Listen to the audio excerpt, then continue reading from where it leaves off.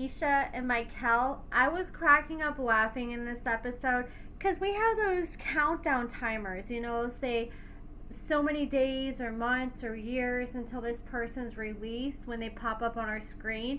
And for Mikhael, it said 999 years until release. And that is the longest countdown we have seen on this show. And we got Ayesha still convinced that Mikhael's going to be getting out here soon. And she is with her friend Crystal.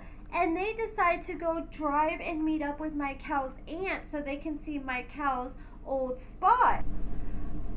At first, I was like, okay, I think Ayesha and her friend are both delusional as hell. But you can kind of see that Crystal knows better. She actually did her research. She's been asking questions to Ayesha, like, girl, you really didn't think this through first? And I think she can tell how delusional Ayesha really is. She's just coming along for the ride. Like, she don't care. She just wants to see what happens in the end, just like we all want to. Ayesha just has zero street smarts. This is the same lady that thought she could just pull up at the prison and just walk in and visit Mikhael whenever she wanted to. And she, unfortunately, I'm concerned is going to get taken advantage of, because typically when you have zero street smarts and you mess with an inmate and they know you don't have no street smarts, they will freaking milk every last drop they can out of you. And Ayesha takes her Cabbage Patch doll. She pulls up on the auntie. The auntie comes out, and the auntie was actually the one that we just talked about in one of my last videos about Mikhael and Ayesha. Mikhael actually went in front of the parole board just a year or two ago, and his parole was denied, but he's supposed to go back in front of the parole board in 2027, I believe. But at his last parole hearing, he had his auntie show up along with one of his cousins to help speak on his behalf. So she's still riding hard for Mikhael to this day. But here's the thing. Ayesha introduced herself to the auntie, and she's like, yeah, I've been talking to Mikhael. He makes me so happy. And one of the first things the auntie said was, his name is not Mikhael. We call him Michael. And she's like, well, that's what he's been telling me to call him. You can tell that Ayesha wants Mikhael's auntie to be just as excited as she is over the fact that she's with Mikhael. But the auntie doesn't seem too impressed. And more than anything, I think she's thinking, like, what the hell is wrong with this lady? You can tell the auntie's like, why the hell is she so excited about being with this man who can't do nothing for her and who is never going to be seeing the light of day outside of the freaking prison walls or prison fences for the rest of his life. And then Ayesha got the auntie into her car, and I guess there is like this big piece of land, and they have different family members that live on the land. Mikhael's dad, before he passed away, he had one part of the land, and that's where Mikhael, he moved his house. At first they made it sound like a house, but it's actually like a trailer he had. So they moved his trailer closer to his dad before his dad passed away, and I guess the aunt lives there, and I'm not sure if there's any other family members that live there, but it actually is like a nice little drive. Even though it's on the same property, like, you can't walk there from the auntie's house, so they had to drive, and they're driving.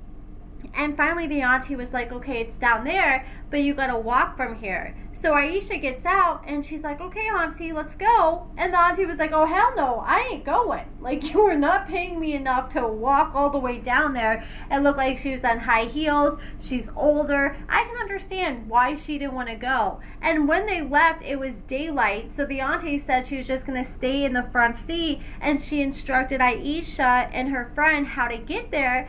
And they start walking through the woods, and it was scary. Like, I was scared watching them, and I was even there. Like, you're just walking through all these woods in the middle of nowhere. Something happens. There's no telling if that people are going to be able to help you or hear you scream. There's these dogs they saw, these big ass dogs that are barking at them that weren't leashed or behind a fence, and that's like my biggest fear of like getting attacked by like this wild mean dog. And they were just like walking, and I thought like Michael Myers or Freddy Krueger was just gonna pop out from behind a tree. Like, it was that scary. I felt like I was watching the beginning of a horror movie. And they walk for a while, and next thing you know, they come up on this trailer, and it says beat up trailer, and Ayesha was like, damn, this is not what I pictured in my head, because Mikhael, he needs to be a salesman, because he sold this whole idea of his property to Ayesha pretty good. He's like, yeah, it's my sanctuary. I got my privacy and my peace. Well, of course you got your privacy and peace because you're in the middle of nowhere, but you left out the fact that, you know, you're living in this beat up trailer. Like, he tried to really sugarcoat it and make it sound much better than it was. And it doesn't seem like Ayesha's excited about possibly living here one day with Mikhael. And she really had plans in her delusional mind that she was going to have Mikhael get out, she was going to move in with him, and she was going to let him lead her, and they're going to live happily ever after with their farm animals.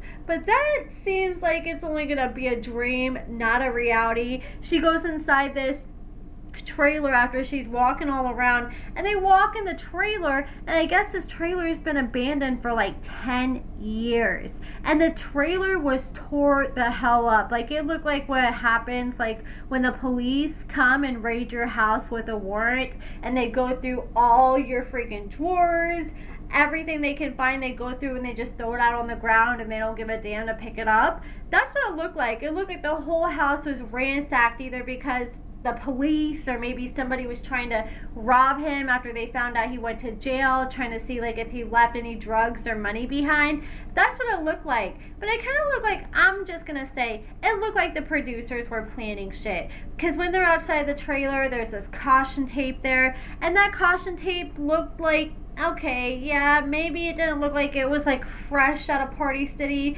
but that freaking caution tape did not look 10 years old, and they claim that he was arrested 10 years prior. Like, I'm not buying that caution tape was there the whole time. Then they go in and they find all these documents talking about his arrest they decided to take, and they found something else concerning. I can't remember what it was, but I was like, okay, I just feel like the producers planted that to make things more interesting, and they spent a nice amount of time inside that trailer, and by the time they left, it was daytime when they walked to the trailer, and by the time they walked back to the car, they had the auntie in the car the whole time. It was nighttime, and they're apologizing. Oh, I'm sorry, I didn't mean to take so long. But with how many takes that I've heard that the producers usually make these people do, like sometimes they'll have to do like 10, 20 takes. Not every time. A lot of times it may only take one or a few takes, but sometimes it can be a long time, and that's kind of what it looked like was going on that night. Sounds like they were probably interviewing them and getting all kinds of different shots inside the house, and I would have been annoyed if that was the auntie. If you got me sitting up in this car for hours, like in the middle of the summer heat, is what it looked like. But once they got back in the car, the auntie didn't seem too upset, and they drove her back to her house, and they dropped her off, and Ayesha was like, well, I just figured I'd ask you, do you know anything about when Mikhael's supposed to get out? Because I saw something about 999 years, and I thought that was some typo. Like, come on, there's no way. Like, it said 12/31 of 9,999. Like, I could see if maybe it said like January 4th of 2,999. I could see then maybe, okay, maybe it's a typo. But the fact that it's 12/31, the very last day of the year, the very last month of the year, and the longest freaking year away, 9,999 that you can be from, that's not even in his lifetime. Yeah, that is looking like life. And when I did all my digging, it says that that sentence is typically what they write in when someone is sentenced to life. And the auntie confirmed it. She's like, yeah, he got sentenced to life because our state has a 3-strike law. So if you catch 3 felonies, 3 strikes and you're out.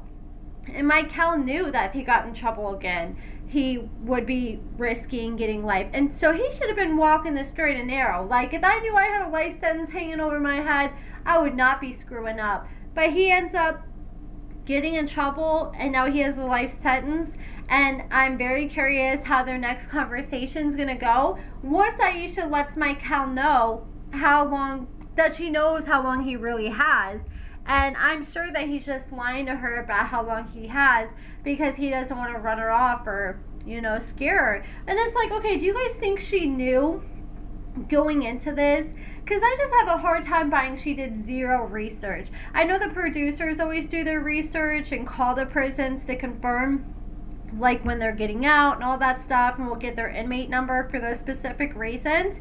But I almost like am wondering, like, did Ayesha know and she just played dumb to get on the show? Because that would be like actually a pretty good idea. Like, it's your chance to be on TV, but you don't have to deal with all the BS that comes along with dealing with the inmate after they get out, and like maybe them getting in trouble again. You get to be on the show, but all you have to do is just make a few phone calls. Like, did she just do this as an easy way to get on TV, or is she just really that dumb?